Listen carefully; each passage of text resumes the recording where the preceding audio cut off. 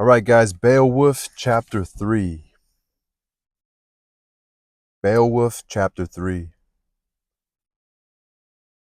So the living sorrow of Healfdane's son simmered, bitter and fresh, and no wisdom or strength could break it.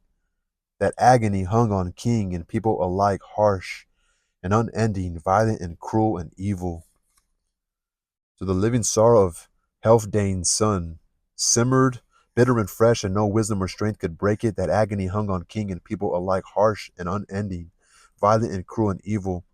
In his far off home, Beowulf, Hilglak's follower and the strongest of the Geats, greater and stronger than anyone anywhere in this world, heard how Grendel filled nights with horror. They quickly commanded a boat fitted out, proclaiming that he'd go to that famous king, would sail across the sea to Hrothgar. Now when help was needed, none of the wise ones regretted his going, much as he was loved by the Geats, or Geats, Geats. The omens were good, and they urged the adventure on.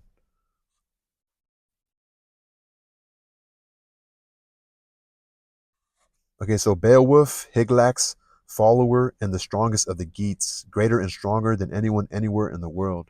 Talking about Beowulf.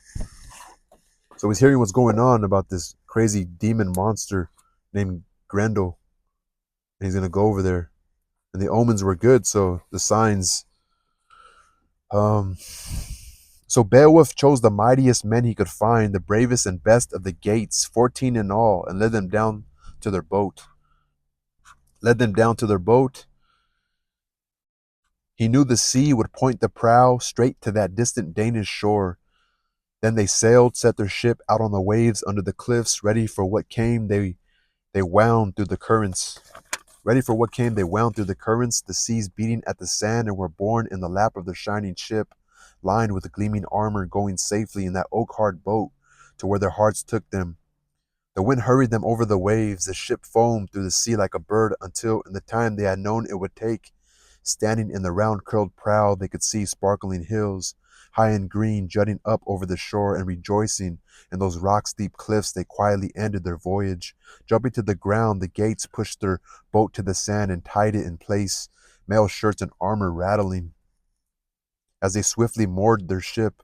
And then they gave thanks to God for their easy crossing. High on a wall, a Danish watcher patrolling along the cliffs saw the travelers crossing to the shore, their shields raised and shining. He came riding down, Hrothgar's lieutenant, spurring his horse, needing to know why they'd landed. These men in armor, shaking his heavy spear in their faces, he spoke. "Whose soldiers are you? You who've been carried in your deep-keeled ship across the sea road to this country of mine. Listen, I've stood on these cliffs longer than you know, keeping our coast free of pirates, raiders sneaking ashore from their ships, seeking out lives in our gold. None have ever come more openly, and yet you've offered no password, no sign from my prince, no permission from my people for your landing here, nor have I seen, no, no, and yet you've offered no password, no sign from my prince, no permission from my people for your landing here, nor have I ever seen, out of all the men on earth, one greater than has come with you." Talking about probably Beowulf. So he says, "Nor have I ever seen, out of all the men on earth, one greater than has come with you. No commoner carries such weapons unless his appearance and his beauty are both lies. You, tell me your name and your father's. No spies go further onto Danish soil than you've come already. Strangers from wherever it was you sailed, tell it, and tell it quickly. The quicker the better, I say, for us all. Speak, say exactly who you are, and from where and why."